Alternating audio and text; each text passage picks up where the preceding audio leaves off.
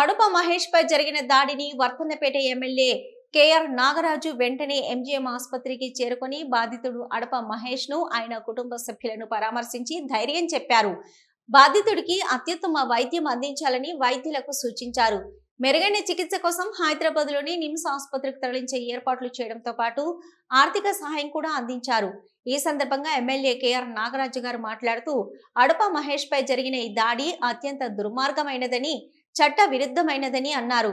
ఏవైనా రాజకీయ విభేదాలు ఉంటే ప్రజాస్వామ్యబద్ధంగా రాజకీయంగానే ఎదుర్కోవాలి తప్ప ఇలాంటి హింసాత్మక ఘటనలకు పాల్పడడం సమాజానికి మంచిది కాదన్నారు. అలాగే ఈ ఘటనపై పోలీసులు సమగ్ర దర్యాప్తు చేపట్టి దాడికి పాల్పడిన నిందితులను గుర్తించి చట్ట ప్రకారం కఠినంగా శిక్షించాలని ఎమ్మెల్యే పోలీస్ అధికారులను ఆదేశించారు.